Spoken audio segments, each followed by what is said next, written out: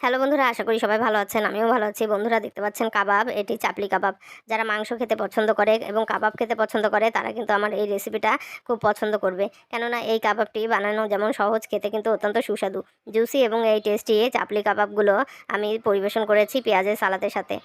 ভাত, নান, পরোটা, পোলাও যে কোনো কিছুর সাথে তৈরি করে পরিবেশন করতে পারবেন এই চাপলি কাবাব। দেখতে লোভনীয় এবং খেতে সুস্বাদু এই কাবাবগুলো আমি বাড়িতে কীভাবে করে তৈরি করেছি চলুন তাহলে দেখে নিই। এই কাবাব তৈরি করার জন্য প্রথমেই লাগছে মাংসের কিমা। আমি এখানে 250 গ্রাম সুন্দর করে তৈরি করা মাংসের কিমা নিয়েছি। এবার পেঁয়াজ, কাঁচামরিচ এবং ধনিয়া পাতা কুচি করে নেব। এখানে আমি 4টি মিডিয়াম সাইজের পেঁয়াজ নিয়েছি। এই পেঁয়াজগুলো সুন্দর করে কুচি করে নেব। পেঁয়াজ কুচি করা হয়ে গেলে কাঁচামরিচ এবং ধনিয়া পাতা পর্যায়ক্রমে কুচি করে নেব। সবগুলো উপকরণ সুন্দর করে কুচি করে নেওয়া হয়ে গেলে এবার মাংসের কিমা নিয়ে নেব এবং এর ভেতরে দিয়ে দেবো মশলা। আদা বাটা দিয়ে দেবো অর্ধেক চা চামচ, রসুন বাটা অর্ধেক চা চামচ, হলুদের গুঁড়া অর্ধেক চা চামচ, জিরার গুঁড়া অর্ধেক চা চামচ, ধনিয়ার গুঁড়া অর্ধেক চা চামচের একটু কম পরিমাণ, গরম মশলার গুঁড়া অর্ধেক চা চামচের একটু কম পরিমাণ, লবণ অর্ধেক চা চামচ পরিমাণ, কাবাব মশলা দিয়ে দেবো অর্ধেক চা চামচ পরিমাণ। এবার কুচানো পেঁয়াজ, কাঁচামরিচ এবং ধনিয়া পাতা দিয়ে দেবো। একটি ডিম ফাটিয়ে দিয়ে দিলাম। এই সকল উপকরণ হাত দিয়ে সুন্দর করে একটু মেখে নেব। সুন্দর করে একটু মেখে নিয়ে ব্লেন্ডার জার নিয়ে নেব এবং ব্লেন্ডার জারের ভেতরে এই কাবাবের মিশ্রণ তুলে সুন্দর করে ব্লেন্ড করে নেব। ব্লেন্ড করার সময় আমরা কোনো প্রকার পানি ব্যবহার করব না, যেহেতু ডিম এবং পেঁয়াজ ব্যবহার করেছি। এগুলো সুন্দর করে ব্লেন্ড হয়ে যাবে, কোনো প্রকার পানি লাগবে না। খুব সুন্দর করে ব্লেন্ড করে স্মুথ কাবাবের মিশ্রণ তৈরি করে এই মিশ্রণ ট্রের ভেতরে বের করে নেব।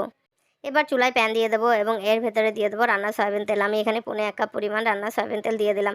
এই তেল গরম হলে চুলা লো ফ্লেমে করে দেবো এবং লো ফ্লেমে আমরা যে মাংসের মিশ্রণ রেডি করে রেখেছিলাম সেখান থেকে অল্প পরিমাণে মিশ্রণ নিয়ে এভাবে রাউন্ড শেপ করে হাত দিয়ে চাপ দিয়ে চ্যাপটা করে রাউন্ড শেপের এভাবে করে চাপলি কাবাবের শেপ তৈরি করে নেব।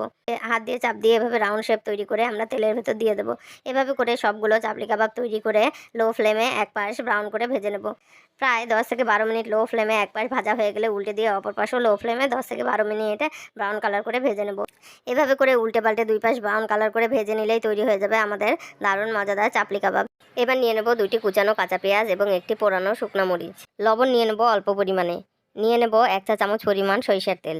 এই সকল উপকরণ খুব সুন্দর করে একসঙ্গে মাখিয়ে পেঁয়াজের সালাদ তৈরি করে নেব। এই সালাদটা কাবাবের সঙ্গে খেতে কিন্তু অনেক বেশি সুস্বাদু লাগে। পেঁয়াজের সালাদ তৈরি করে নিয়ে কাবাবের সঙ্গে পরিবেশন করব। পেঁয়াজের সালাদ দিয়ে সুন্দর করে পরিবেশন করলেই তৈরি হয়ে যাবে আমাদের দারুণ মজাদার চাপলি কাবাব। জুসি এবং টেস্টি এই কাবাবগুলোর রেসিপি অনেক সহজ, আপনারা বাসায় ট্রাই করে দেখবেন। সুস্বাদু এই কাবাবগুলো খেলে আপনারা বারবারই খেতে চাইবেন। আশা করি রেসিপিটি আপনাদের ভালো লেগেছে। ভালো লাগলে অবশ্যই বাসায় ট্রাই করবেন এবং কেমন হলো তা কমেন্ট করে জানাবেন। ধন্যবাদ।